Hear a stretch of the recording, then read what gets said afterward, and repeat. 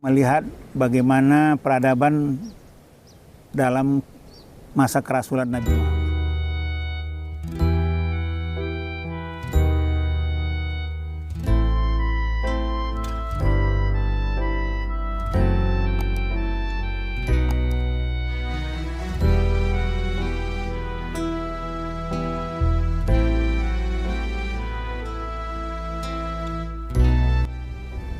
Assalamualaikum warahmatullahi wabarakatuh. Pemirsa, di mana saja berada, baik di Indonesia maupun di berbagai negara, khususnya daerah Barus, sampai jumpa di channel Pak Ojil Barus.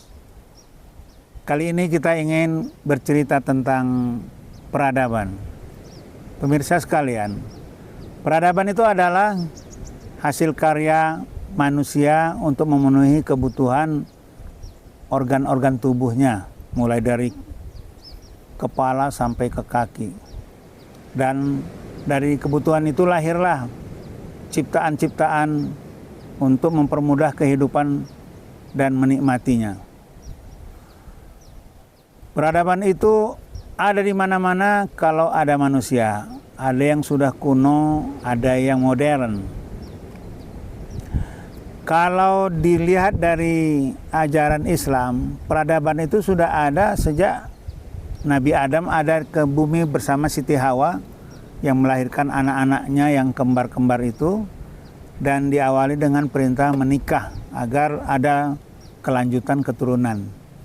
Cuma dalam perjalanannya ada manusia yang memperlesetkannya sehingga keluar dari peradaban itu, mereka bercinta perempuan sama perempuan, laki-laki sama laki-laki. Ini tidak akan melahirkan anak dan merusak struktur kehidupan manusia. Pemirsa sekalian, karena waktu kita singkat, kita sampai aja melihat bagaimana peradaban dalam masa kerasulan Nabi Muhammad.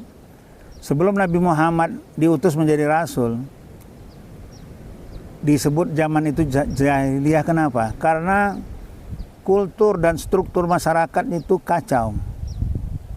Struktur masyarakat jadi kacau karena ada orang ibunya sendiri dijualnya untuk pemuasaan nafsu asal dia dapat duit. Dan ada juga yang terkenal seperti Umar bin Khattab sebelum masuk Islam. Mereka itu kebiasaannya kalau punya anak perempuan, malu merah mukanya, bahkan dikuburnya hidup-hidup.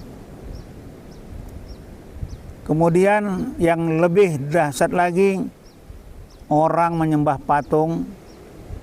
Kadang-kadang patung itu dibuat dari kue, disembah dan dimakan. Itulah keanehan yang luar biasa, padahal Allah yang diakui sebagai Tuhan pencipta alam yang luar biasa ini sangat luar biasa. Dia tidak seperti apa yang pernah kita lihat. Tapi itulah yang terjadi. Pemirsa sekalian, sejak kedatangan Nabi Muhammad, kultur dan struktur masyarakat itu dikembalikan kepada yang sebenarnya, sehingga manusia dikembalikan seperti fitrahnya menjadi mulia dan terhormat. Dan dalam waktu singkat, bangsa Arab yang mengenal budaya peradaban Islam ini menjadi terkenal dan kuat, turun-temurun. Setelah Nabi Muhammad dilanjutkan dengan Khulafaur Rasyidin, dan setelah Khulafaur Rasyidin ada diikuti oleh khalifah-khalifah lainnya seperti Bani Umayyah, Bani Abbasiyah, Turki Utsmani dan sebagainya hingga saat ini. Pemirsa sekalian, dari rentetan sejarah itu rupanya ada terkait dengan Barus.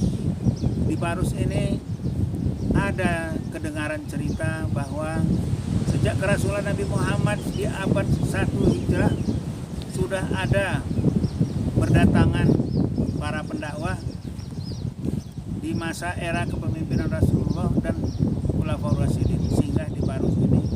Karena memang sebelumnya mereka itu sudah melakukan perdagangan internasional melintasi wilayah ini. Ketika Islam ada, mereka juga menjadi misi Islam berdakwah kemana-mana. Mereka pun menyebar agama Islam di Barus. Dan diakui pemerintah bahwa di Barus ini merupakan titik nol pertama sekali diperkenalkan peradaban Islam di Indonesia. Dan efek yang luar biasa dari peradaban itu, Indonesia menjadi muslim terbesar di dunia dan menjadi agama mayoritas di Indonesia. Barus mendapat anugerah yang luar biasa, menjadi sejarah dunia dan diabadikan dalam sejarah Indonesia. Sekarang ditandai dengan titik nol awal dari peradaban Islam. Saya kemari datang berdakwah. Selama ini saya berdakwah di daerah lain, di Karo, di Tapanuli Utara. Nah, ini tetangga Tapanuli Utara, Tapanuli Tengah baru pertama sekali. Dan setelah ini saya ingin melanjutkan perjalanan ke Nias Selatan. Nah, setelah itu melanjutkan ke Aceh. Inilah perjalanan dakwah ala modern, tidak seperti dulu naik kapal yang mengharungi lautan yang berbahaya. Tapi saya datang kemari dari Jakarta naik kapal terbang ke Medan, dari Medan naik kapal terbang ke Pinang Sori, dari Pinang Sori saya dijemput sahabat karib saya yang baik hati, Bapak Surahmat, naik mobil pribadi ke bandara. Dari bandara kemari ada 105 km. Sampai di sini berdakwah saya beberapa hari, diperkenalkan dengan teman-teman yang baik. Di sini dakwah saya diterima dengan baik, dengan senang hati. Pagi, subuh, siang dan malam hari saya terus berdakwah dan diterima oleh masyarakat dengan baik. Bahkan ada satu hal yang luar biasa, ketika saya bertemu dengan beberapa saudara kita di sini, mereka sepakat bahwa kami akan merencanakan membangun pusat peradaban Islam kembali. Setelah saya berteman dengan beberapa saudara-saudara kita di Barus ini, baik di dalam masjid maupun di luar masjid. Di luar masjid biasanya kumpul-kumpul di kedai kopi, tapi kedai kopi yang tidak aneh-aneh, cuma minum kopi.